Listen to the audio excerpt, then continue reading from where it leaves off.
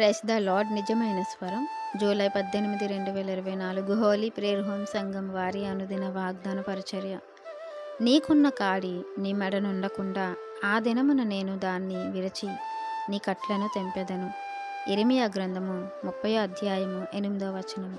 ప్రియమైన దేవుని వారలారా, మన తండ్రి అయిన దేవుడు ఆయన వాక్కు చేత ఇరిమియాకు ప్రత్యక్షమై దేవుడు తన పిల్లల నిమిత్తం ఏమనుకుంటున్నారో అది వ్రాయమని, అది వాళ్ళకి తెలియపరచమని చెప్తూ ఉంటారు. వారు చేస్తున్నటువంటి ఆ వెట్టి చాకిరి నుండి, వారు పడుతున్నటువంటి ఆ శ్రమ నుండి, ఆ బంధకము నుండి నేను ఆ చెరలో నుండి విడిపిస్తాను.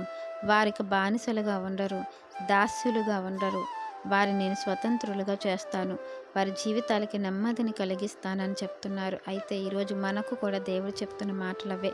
మనం ఎప్పుడైతే దేవుడి మీద ఆధారపడతామో, ఎప్పుడైతే దేవుణ్ణి ఆశ్రయిస్తామో, అప్పుడు మన జీవితంలో ఉన్నటువంటి ప్రతి బంధకము నుండి దేవుడు మనల్ని విడిపిస్తారు.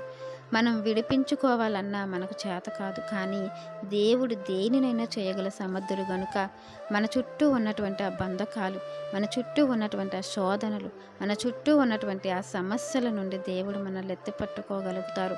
కాబట్టి ప్రియమైన దేవుని వారలారా, మన పితరులు ఎన్నోసార్లు ఆ యొక్క బానిసత్వం నుంచి విడిపించారు, ఎన్నోసార్లు ఆ యొక్క చెరలో నుంచి విడిపించారు.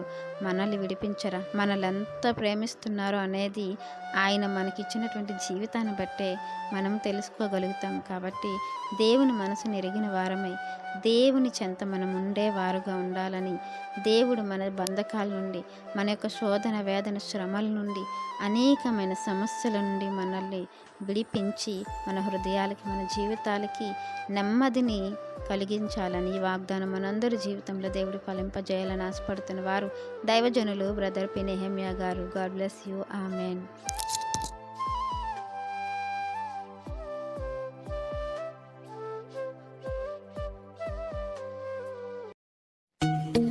Hi friends, holy prayer home Gajuwaka Sangama వారు మాట్లాడిన విలువైన దేవుని సందేశములను మీరు వినటానికి మా యొక్క యూట్యూబ్ ఛానల్ హోలీ ప్రేయర్ హోమ్ను సబ్స్క్రైబ్ చేసుకొని పక్కనున్న బెల్ ఐకాన్ క్లిక్ చేయగలరు.